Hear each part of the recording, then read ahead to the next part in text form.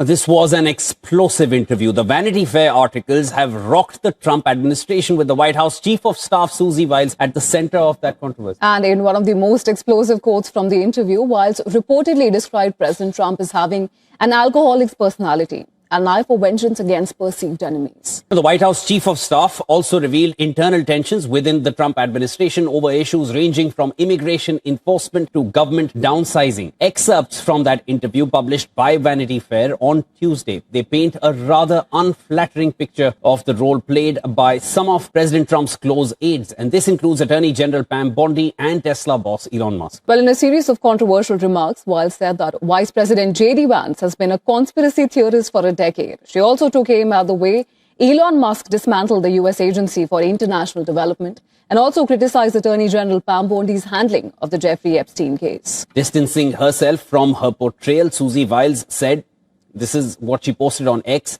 the article was a disingenuously framed hit piece on her, President Trump. Hello and welcome, guys. Dr. John is here. So this is happening right now. Trump's inner circle is imploding. His own chief of staff, transition lawyer, national security advisor, and top strategist are all caught in corruption schemes, publicly turning on him or admitting the corruption is real. The walls aren't just closing from outside, they're collapsing from inside the White House itself. This is the story that most of mainstream media is barely scratching the surface of, and it's the story that Trump desperately does not want you to understand. Because once you see the pattern, once you connect the dots, once you realize that this isn't a few isolated bad apples, but a systemic corruption problem that runs from the top of the administration all the way down, you start to understand that Trump has become exactly what he promised to fight against. He ran on draining the swamp, but his own administration has become a swamp of unprecedented proportions. He ran on fighting corruption, but his own inner circle is riddled with it. He ran on being different from typical politicians. White House staff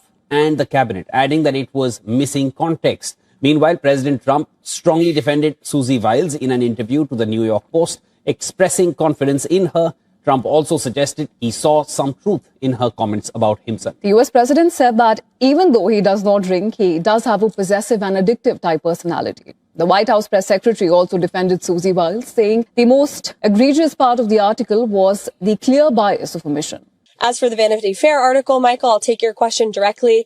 This is, unfortunately, another example of disingenuous reporting, where you have a reporter who took the chief of staff's words wildly out of context, did not include the context those conversations were had within. And then further, I think the most egregious part of this article was the bias of omission that was clearly present. And we see a lot of this when dealing with the media every day. You will leave out important context, leave out comments and facts. You know, many people in this building spoke with that reporter, and those comments. But his own people are behaving exactly like the most corrupt politicians in history. And now his own chief of staff has gone on the record and admitted it. Let's start with Susie Wiles, because her story is perhaps the most damaging and the most revealing. Wiles is not some peripheral figure in Trump's world. She is not a low-level staffer or a minor advisor. She is the White House Chief of Staff, one of the most powerful positions in the entire federal government. She is the person who sits next to Trump every single day, who shapes his decisions, who manages his schedule, who controls access to the president. She is the political mastermind who helped engineer Trump's return to power. She is, by any reasonable measure, one of the most influential people in Trump's orbit. And in late 2025, Wiles gave a series of interviews to Vanity Fair that were never included in the story, probably because it didn't push this false narrative of chaos and confusion that the reporter was clearly trying to push. So what I'll say about our chief of staff, as you've seen from not just myself, but also the entire cabinet, in a groundswell of support from people on Capitol Hill who don't even work in this building, about how incredible Susie Wiles has been to President Trump. And Vice President J.D. Vance said that he has never seen Wiles be disloyal to the President of the United States. And Susie Wiles, we have our disagreements. We agree on much more than we disagree, but I've never seen her be disloyal to the President of the United States, and that makes her the best White House Chief of Staff that I think the President could ask for. Vance even responded directly to Wiles' conspiracy theorist remark, noting that he and Wiles had often joked about him being a conspiracy theorist. Sometimes I am a conspiracy theorist, but I only believe in the conspiracy theories that are true.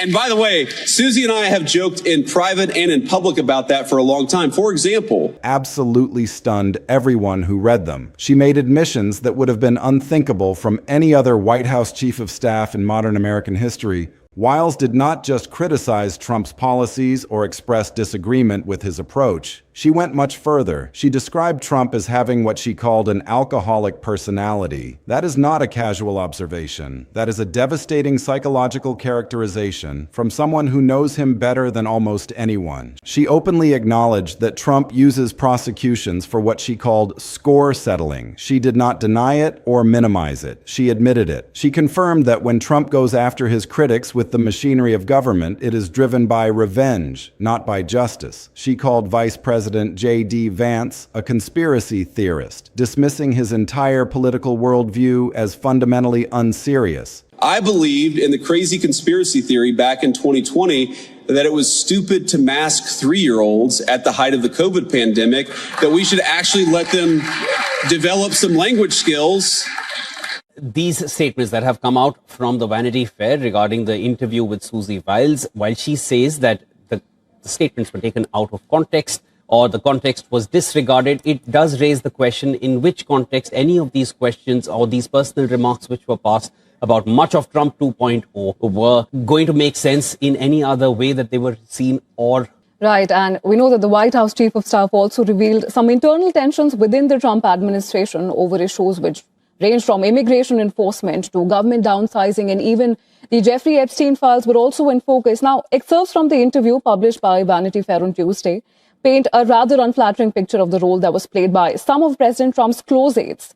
And this does include Attorney General Pam Bondi and also Tesla boss Elon Musk. She said that former Attorney General Pam Bondi completely whiffed on handling certain files, essentially calling her incompetent. This is Trump's own chief of staff publicly trashing Trump and his top allies in the most damaging possible terms. And think about what this means for a moment. If the person closest to Trump, the person who sees him every day, the person who helps him make the most important decisions in the world, thinks that he has an alcoholic personality and uses prosecutions for revenge, then what does that tell you about what's actually happening behind closed doors? Wiles is not an outside critic. She's not a political opponent. She's not someone with an axe to grind. She is Trump's chief of staff. She made these admissions in interviews that she voluntarily gave. She allowed them to be published. She wanted the world to know what she thinks about Trump and his administration. Well, just to give our viewers an understanding of where things stand right now, White House Chief of Staff Susie Wiles, she was one of the first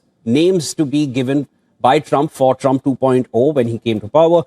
It has disputed portions of a Vanity Fair article in which she paints an unflattering picture of the Trump administration. She's defended what she said, but nowhere has she refuted. Clearly, it was on record, but the entire Trump administration has come out in her defense and come out very strongly. Is Trump 2.0 defending Susie Wiles, or at this point, are they trying to ensure that a cohesive image goes out about the administration? Well, those are questions that are being raised. And the fact that she was willing to say these things publicly, knowing full well that they would damage Trump and potentially end her career, tells you how strongly she feels about them. It tells you that what she's saying is true, or at least that she believes it's true with enough conviction to risk everything to say it. Now let's talk about the Boris Epstein pay-to-play scandal, because this one is even more direct and concrete. Epstein had been close to Trump for years. He was a trusted advisor. He was supposed to help staff the administration during the transition. And then Trump's transition lawyer, David Warrington, investigated Epstein and found something genuinely shocking. Epstein had been running a scheme where he was asking people who wanted cabinet positions to pay him significant amounts of money. Specifically, he was telling prospective Treasury Secretary Scott Bessent that he needed to pay Epstein $30,000 to $40,000 per month in order to have Epstein promote him at Mar-a-Lago and advocate for him directly with Trump. Let that sink in. In order to get a position in Trump's cabinet, you had to pay one of Trump's advisors money. You had to purchase the advisor's favor. You had to buy access to Trump. That is not a gray area. That is not a misunderstanding. That is a direct pay-to-play scheme. That is using public office for private financial gain. Warrington, Trump's own top lawyer on the transition team, investigated this corruption and found strong evidence supporting the allegations. Warrington recommended that Trump sharply constrain Epstein's access to him personally and ultimately terminate Epstein's connection to the transition team and the administration completely. So Trump's own legal team was officially saying, this guy is corrupt. His behavior is unacceptable. He needs to be cut off and removed from power. And Trump responded by saying he sincerely hoped the reports and allegations were inaccurate and didn't actually happen. But he added that if they turned out to be true, Epstein would likely no longer be part of the team and would be removed. Trump was essentially saying, if he is really doing this corruption, if this pay-to-play scheme is real, then he is out. But Trump seemed reluctant to fully accept and confront what his own lawyers had found and documented. He seemed to want desperately to believe that the reports were false. He seemed to want to minimize the corruption. That tells you something very revealing about Trump's relationship with corruption. His unwillingness to fully confront it when it occurs in his own inner circle. His desire to minimize it and make it go away. Now let's move to the Mike Waltz situation, because this one involves national security, which makes it even more alarming. Waltz was Trump's national security advisor, one of the most sensitive and important jobs in the entire government. National security decisions affect millions of lives. They affect whether America goes to war. They affect relationships with foreign powers. They affect the safety and security of the entire country. And Waltz had access to all of that. He sat in the Situation Room. He advised Trump on matters of war and peace. He was entrusted with the most classified information in the world. But Waltz got caught up in a scandal where private chat group messages were leaked to the public.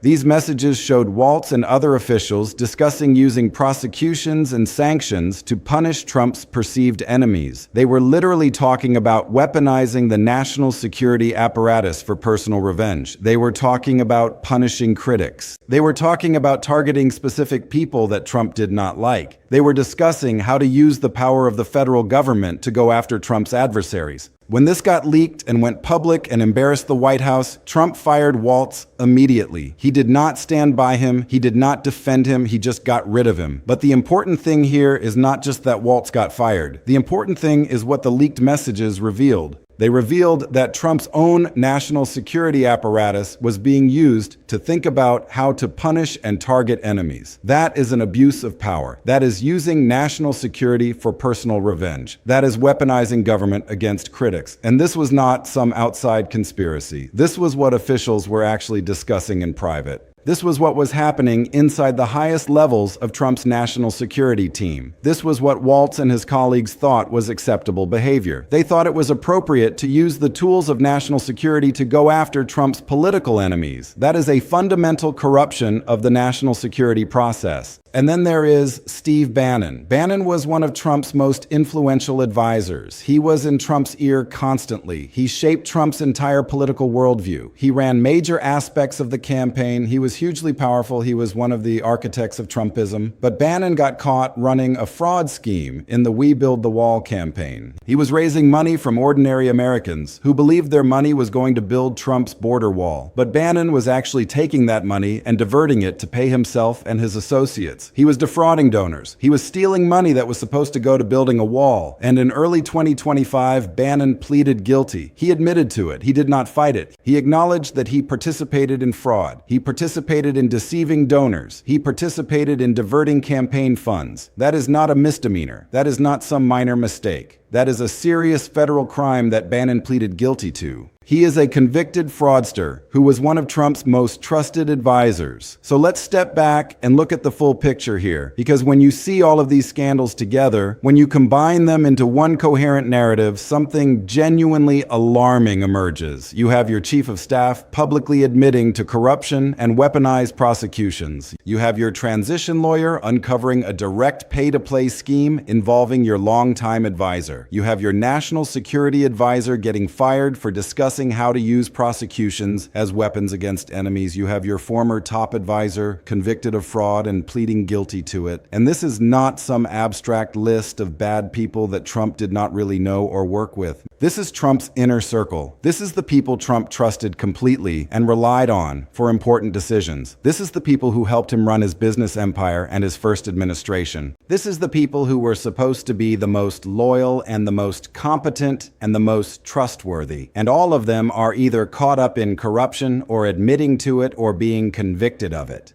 That is what complete and total implosion looks like. That is what it looks like when an administration is rotten from the inside out. And the corruption extends across different parts of the administration and different levels of government. Epstein was running a pay-to-play scheme for cabinet appointments. Waltz was discussing prosecutions as weapons in the national security apparatus. Bannon was running a fraud scheme using a Trump-branded charity. So the corruption is pervasive. It is systematic. It involves different people in different departments, all behaving corruptly. And the common thread is that all of this corruption involves using Trump or Trump's name or proximity to Trump as a commodity to make money or wield power or punish enemies. Epstein was monetizing access to Trump. Waltz was weaponizing national security to punish Trump's enemies. Bannon was using Trump's border wall calls to raise money that he then diverted. So the corruption is not just individual bad actors acting independently. The corruption is systemic and centered around the exploitation of Trump's power and Trump's brand. Now let's talk about what this all means in terms of the broader narrative and why it matters so much. Trump has spent his entire political career presenting himself as the anti-corruption candidate. He ran on draining the swamp. He ran on fighting corruption in Washington. He ran on being completely different from typical politicians who enrich themselves and use their power to help their friends and destroy their enemies. He made corruption the centerpiece of his political identity. He told his supporters that he was the only one who could clean up the mess in Washington. He promised to bring integrity back to government, and now his own inner circle is either getting caught up in major corruption scandals or are publicly admitting to corruption and turning against him in real time. When your own people start turning on you publicly, when your own advisors start admitting that corruption is real and rampant in your administration, when your own people are confirming that you are using prosecutions as revenge weapons to punish your enemies, that is a clear sign that something is very wrong and very broken inside the entire administration.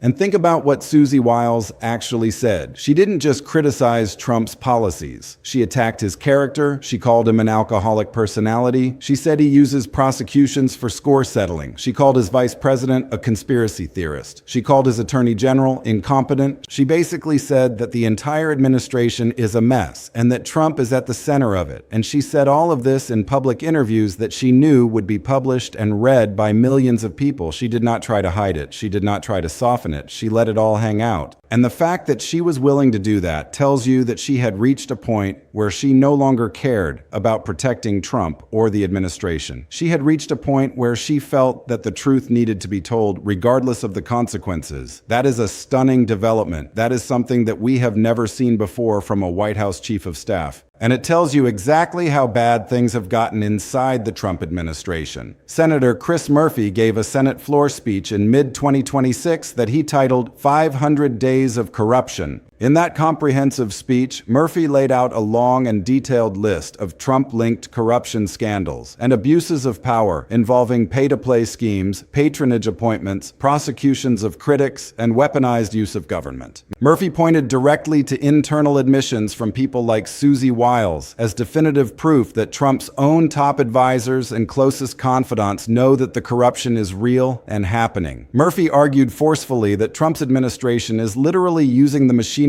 of the state to enrich friends and to punish enemies. And Murphy is absolutely right, based on all the evidence. The evidence clearly shows exactly that pattern. The Epstein pay-to-play scheme enriches Trump's friends in direct exchange for cabinet positions and influence. The Waltz chat group scandal shows officials literally planning to punish Trump's enemies using national security tools and resources. The Bannon fraud case shows Trump's political brand being weaponized to raise money that gets diverted to Trump's friends and allies for personal enrichment. This is not democracy. This is not rule of law. This is corruption and the weaponization of government power for personal gain and personal revenge. And the fact that Trump's own inner circle is admitting to it, turning against him, and pleading guilty to fraud in some cases, shows that this is not just what critics and opposition figures believe. This is what Trump's own people know to be true. This is what Trump's own top advisors are willing to acknowledge publicly. And when your own people turn against you and admit to corruption, you have lost any moral authority to govern. You have lost any ability to claim that you are fighting corruption. You have become the corruption you promised to fight against. The evidence also shows that Trump is using his position as president to protect his allies and attack his enemies. When Bannon pleaded guilty to fraud, Trump did not criticize him. Trump did not distance himself from him. Trump continued to associate with him. When Epstein was caught in the pay-to-play scheme, Trump was reluctant to cut him off. Trump wanted to believe it wasn't true. Trump wanted to minimize it. And when Waltz was caught discussing weaponizing prosecutions, Trump only fired him after the story went public and became embarrassing. Trump did not fire him because he was outraged by the corruption. Trump fired him because the corruption became public and politically damaging. That tells you everything you need to know about Trump's priorities. His priority is not fighting corruption. His priority is protecting himself and his allies and avoiding public embarrassment. And look at the pattern across all of these cases. In every single case, the corruption involves using Trump's power or Trump's name or Trump's proximity for personal gain or personal revenge. Epstein was selling access to Trump. Waltz was planning to use national security to punish Trump's enemies. Bannon was using Trump's border wall to raise money that he stole. The common thread is Trump. Trump is the center of all of this corruption. Trump is the commodity that is being monetized. Trump is the power that is being weaponized. Trump is the brand that is being exploited. And Trump is either unwilling or unable to stop it. He is either complicit in it or too weak to control his own people. Either way, it is a damning indictment of his leadership and his integrity. So where does this leave us? Trump promised to be the anti-corruption candidate. Trump promised to drain the swamp. Trump promised to be different from corrupt typical politicians.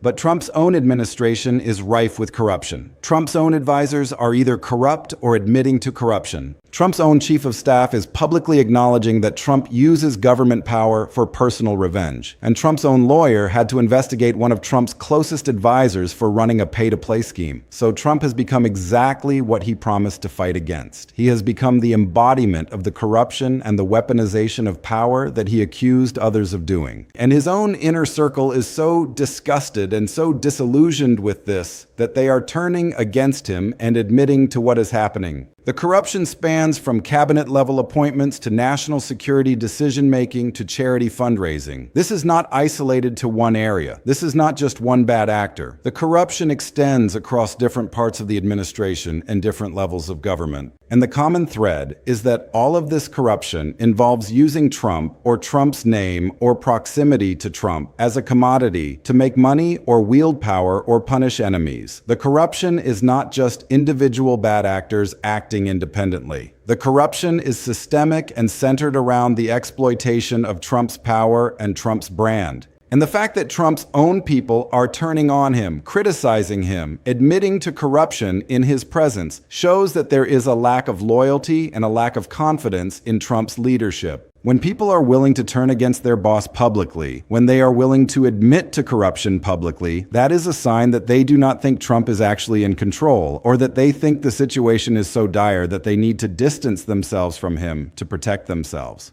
Trump's inner circle is completely imploding and falling apart right now, and most people in the mainstream media are not paying nearly enough attention to how serious and how significant this actually is. This is not a story about political opponents making accusations. This is a story about Trump's own people confirming the worst things about him and his administration. This is a story about corruption that runs from the top of the administration all the way down. This is a story about a president who has become exactly what he promised to fight against. And as this corruption unravels publicly, it is going to define and shape Trump's entire second term. It is going to be what historians write about. It is going to be what people remember about his administration decades from now. Not any major accomplishments, not any policy victories or successes, but the corruption, the scandal, the weaponization of government power, the betrayal of his own campaign promises, and the implosion of his own inner circle falling apart from corruption and personal scandal scandals that undermine the entire legitimacy of the administration. More details are going to come out. More corruption scandals are probably going to surface. More members of Trump's inner circle might turn against him and admit to what has actually been happening. Stay tuned because this story is far from over.